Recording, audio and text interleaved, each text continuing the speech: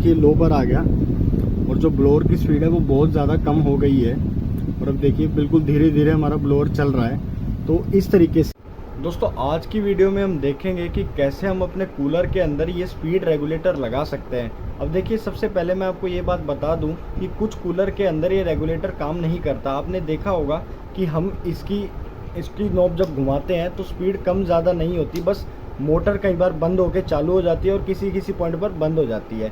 तो ये उन्हीं मोटर में काम करता है जिनमें 3 स्पीड की वाइंडिंग डली होती है। जैसे उन मोटर्स में टैपिंग निकाली गई होती है बाहर, जैसे एक हाई स्पीड के लिए, मीडियम के लिए, लो के लिए, तो ये उन्हीं मोटर में काम करता है। अगर आप इसको किसी ऐसी मोटर में लगा रहे हैं जिसमें टैपिंग्स नहीं निकाली गई, मतलब 3 स्पीड वाली टैपिंग्स नहीं निकाली गई, तो उसमें एज ए स्विच वर्क करेगा और आपकी मोटर की स्पीड को कम ज़्यादा नहीं करेगा।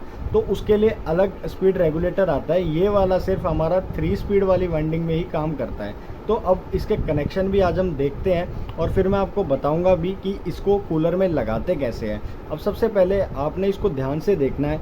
ये इसका कवर आया था, ये मैंने हटा दिया है, ये कवर आता है इसके साथ। तो सबसे पहले आपने इसको ध्यान से देखना है और इसके ऊपर कुछ नंबर्स प्रिंट होते हैं, तो उन नंबर्स को आपने ध्यान से देखना है। अब देखिए यहाँ पर 1 लिखा है, यहाँ पर 2, यहाँ पर 3, मतलब यहाँ पर इसकी कोई सी स्पीड की वाइंडिंग आएगी। सपोज करते हैं हाई स्पीड वाली आएगी, फिर इधर मीडियम वाली कर सकते हैं, फिर इधर लो वाली कर सकते हैं, और यहाँ पर हमें इसके फेस की सप्लाई देनी है। तो इस तरीके से प्रिंटेड होता है कि कौन कौन सी स्पीड की वाइंडिंग कहाँ पर लगेगी। और ये जिस पे कुछ भी नहीं नंबर होता, यहाँ पे हमारी लाइन आती है। ये देखिए यहाँ पे लिखा भी होगा कहीं पर L, ये देखिए यहाँ पर L लिखा भी हुआ है। तो यहाँ पर हमारी लाइन आएगी, मतलब यहाँ पर हमें फेस देना है, और यहाँ पर और यहाँ पर हमें अलग अलग स्पीड की वाइंडिंग देनी है। तो कूलर में पहले से ही वायर निकले होते हैं, बस हमें इनको कनेक्ट कर देना होता है। अभी मैं आपको डायग्राम भी बनाकर दिखा देता हूँ इसका, ताकि आपको कोई कन्फ्यूजन ना रहे, और फिर मैं आपको कूलर के अंदर लगा कर भी दिखा देता हूँ इसे। देखिए दोस्तों अब हमारा डायग्राम भी बन गया है और इसमें मैंने आपको अच्छे से बताया है कि आपने कौन सा वायर कहाँ कनेक्ट करना है। अब देखिए मोटर के अंदर न्यूट्रल डायरेक्ट जाता है और उसके बाद फेस को हमने जहाँ पे L लिखा हुआ था हमारे रेगुलेटर के ऊपर, वहाँ पर कनेक्ट करना है। और फिर इस मोटर में से 3 वायर्स निकली होगी और उनमें से किसी भी एक को किसी भी एक टर्मिनल पर कनेक्ट कर देना। सपोज करते हैं मैं इस वाली वायर को हाई वाली मान रहा हूँ, ये वाली हाई स्पीड वाली है, और ये बीच वाली जो ग्रीन कलर की है ये वाली, ये मीडियम स्पीड वाली है, और फिर ये वाली जो है ये मैं लो स्पीड की मानता हूँ। और फिर यहाँ पर जो AC सप्लाई है, मतलब जो घर में आती है हमारे, वो हमने दे देनी है, और ये हमारा जो सर्किट है पूरे अच्छे से काम करेगा। और आप इसकी मदद से, इस नॉब की मदद से स्पीड को कम या ज़्यादा कर सकते हैं अपने हिसाब से। तो चलिए अब कूलर की तरफ चलते हैं और फिर मैं आपको अच्छे से बताता हूँ कि कैसे आपने इस रेगुलेटर को कूलर के अंदर कनेक्ट करना है। देखिए दोस्तों अब इस कूलर के अंदर पहले से ये वाला रेगुलेटर लगा हुआ है, पर अब ये ख़राब हो चुका है, तो हमें इसको रिप्लेस करना है। तो आपको ध्यान रखना है इस चीज़ का, अगर आप प्रिंट के हिसाब से चलते हैं तो वैसे आपकी मर्जी है, आप चाहे तो इस प्रिंट के हिसाब से चलें या ना चले, पर इससे थोड़ी सी आसानी रहती है कि कहाँ पर हाई हो रही है, कहाँ पर मीडियम हो रही है, कहाँ पर लो हो रही है। अब देखिए आपने इस चीज़ का ध्यान रखना है। अब ये एरो है यहाँ पर, ये देखिए यहाँ पर एक एरो है, एरो जहाँ भी होगा वहाँ पर लो ऑफ जहाँ पे भी पॉइंट करेगा वही उसी तरीके से हमारी मोटर काम करेगी। तो इस चीज़ का आपने ध्यान रखना है। आप रखना चाहें तो, ऐसी कोई हार्ड एंड फास्ट रूल नहीं होता कि यहाँ पर ही लो होगी, आप चाहे तो यहाँ पर हाई भी कनेक्ट कर सकते हैं, पर यही है फिर चलाने वाले को थोड़ी दिक्कत आएगी कि वो जब वो लो पे कर रहा है तो हाई चल रही है। तो इस तरीके से इस चीज़ का भी आपको ध्यान रखना होता है। अभी हम इसको निकाल लेते हैं और फिर नए वाला रेगुलेटर लगाते हैं। अभी सबसे पहले ये नॉब मैं निकाल लेता हूँ, आपने इस तरीके से इसको निकाल लेना है। और यहाँ पर अभी ऐसे पेच होता है, ये प्लास की मदद से हम खोल लेते हैं। दोस्तों अब मैं इस नट को खोल लेता हूँ।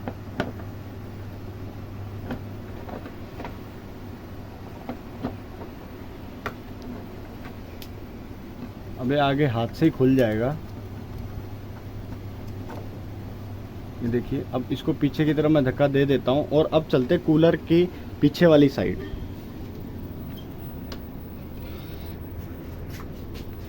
अभी देखिए यहाँ पर हम आ गए कूलर के पीछे वाली साइड, और अब मैं इस रेगुलेटर को, पुराने वाले को बाहर निकाल लेता हूँ। और आप हमेशा रेगुलेटर बदलते वक्त ये ज़रूर इंश्योर करें कि जो आपका कूलर है वो AC सप्लाई से डिसकनेक्टेड होना चाहिए, वरना आपको शॉक लग सकता है। अभी देखिए इस पर थोड़ा जंग सा भी लग गया है क्योंकि ये पानी में ही रहता है। तो मॉइस्चर के कारण थोड़ा जंग इस पर लग जाता है। देखिए ये इसके पुराने कनेक्शन है।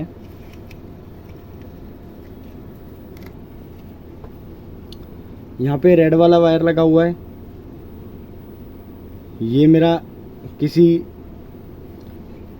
अब देखिए यहाँ पे हम कनेक्शन को ध्यान से देखते हैं और आपको ये भी ध्यान रखना है कि हर रेगुलेटर के ऊपर नोटेशन अलग अलग आती है। अब देखिए यहाँ पे इन्होंने ब्लू ब्लैक लिखा है 1 2 3 की जगह। अभी मैं आपको दिखाता हूँ।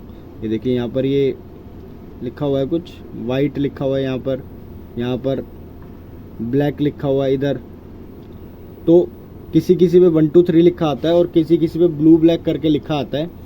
तो आपने इस चीज़ का ध्यान रखना है कनेक्ट करते वक्त। अभी देखिए जो हमारे ये 2 वायर कनेक्टेड हैं, ये वाइट वाला और रेड वाला, ये हमारे फेस के हैं। क्योंकि यहाँ से स्विंग की मोटर भी चल रही है तो मैंने यहाँ पर फेस और आउट का वो एक साथ दे दिया। और बाकी जो ये 3 आपको वायर दिख रहे हैं, रेड वाला, वाइट वाला और ब्लैक वाला, ये हमारे स्पीड के हैं, मतलब अलग अलग स्पीड के वायर हैं। अब जल्दी से इसको खोल लेते हैं और फिर नया रेगुलेटर कनेक्ट कर देते हैं।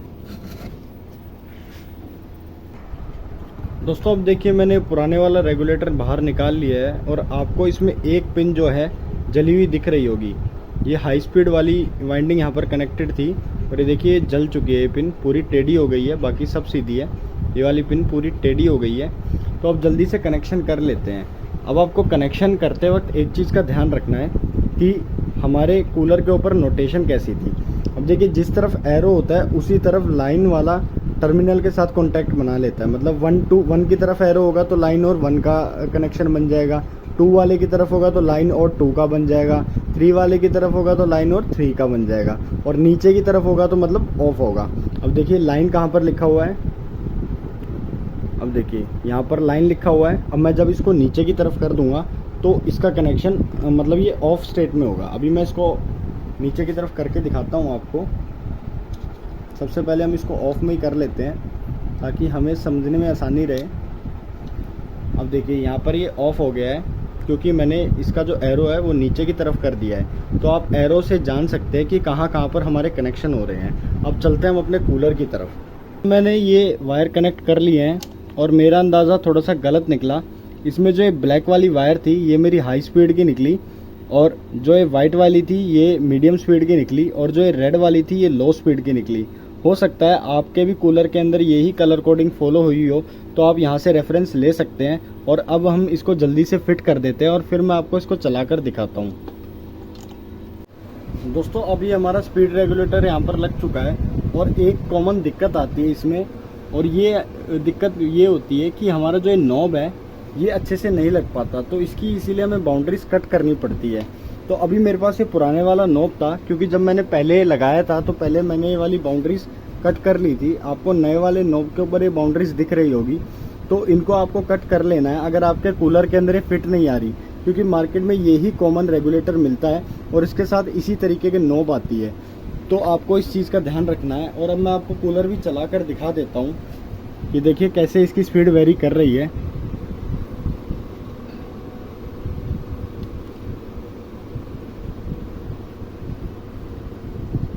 ये मैंने नॉब को इसमें फिट कर लिया है और अब देखिए मैं इसको हाई स्पीड पर चलाता हूँ। अभी ये मीडियम स्पीड पर चल रहा है, अभी मैं हाई स्पीड पर चलाकर दिखाता हूँ आपको।